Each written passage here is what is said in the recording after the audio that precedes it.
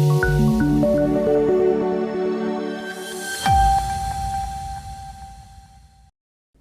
માસ પૂર્વે નોંધાયેલ અપહરણ અને પોક્સો દુષ્કર્મના ગુનામાં આરોપી સહિત મદદ કરનારને ડભોઈ કોર્ટે સજા ફટકારી. Dabhoi additional district and session કોર્ટનો મહત્વનો ચુકાદો. 11 માસ પૂર્વે નોંધાયેલ અપહરણ અને પોક્સો દુષ્કર્મના ગુનામાં આરોપી સહિત ગુનામાં મદદ કરનાર આરોપીના પિતા અને ભાઈને પણ કોર્ટે 20 વર્ષની સજા અને 33,000નો દંડનો હુકમ કર્યો છે.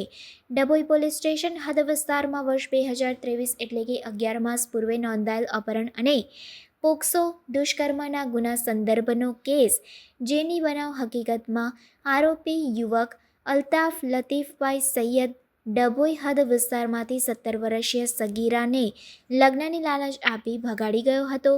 તો આ બનાવ યુવકના પિતા લતીફભાઈ અબ્દુલ રહેમાન સૈયદ અને યુવકનો ભાઈ સરફરાઝ લતીફભાઈ સૈયદનાઓ દ્વારા આરોપીની ગુનો કરવામાં મદદ કરી હોય.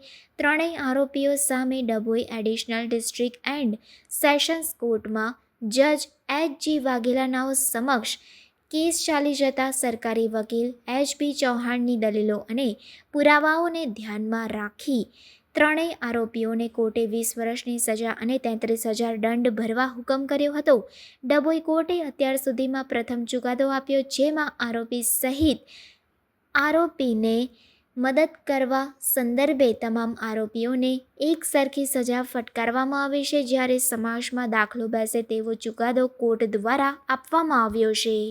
આજથી 11 માસ પહેલાં ડભોઈ પોલીસ સ્ટેશનના હદ વિસ્તારમાં ફરિયાદીની ભોગ બનનાર દીકરી ઉંમર વર્ષ 17 તથા 12 દિવસ નાનીને આરોપી અલ્તાફ લતીફ સૈયદનાઓ લગ્નની લાલચ આપી પટાઈ ફોસલાવી ભગાડી લઈ ગયેલ અને તેઓના પિતા લતીફ ખાન અબ્દુલ રહેમાન સૈયદ તેમજ સરફરાઝ ખાન લતીફ ખાન સૈયદ નાઓને મળતા તેઓએ ભોગ બનનાર તથા આરોપી અલ્તાફ નાઓને ભાડેથી મકાન અપાવેલ, જે મકાનમાં આરોપી અલ્તાફ નાઓએ ભોગ બનનાર સાથે અવારનવાર શારીરિક દુષ્કૃત્ય કરેલ, જે અંગેનો કેસ મહેરબાન ડભોઈના એડિશનલ ડિસ્ટ્રિક્ટ એન્ડ સેશન જજ શ્રી એચ.જી. વાઘેલા સાહેબની કોર્ટમાં ચાલી જતા તમામ આરોપીઓને તકસીરવાન ઠરાવી ભગાડી જવા સંબંધે 3 વર્ષની કેદ તેમજ ₹3,000 દંડ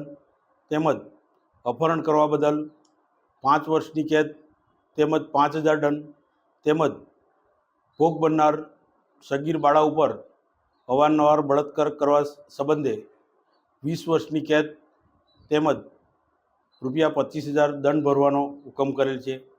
આમ સગીર બાળા ઉપર બળાત્કાર કરનાર તેમજ તેમાં આશરો આપનાર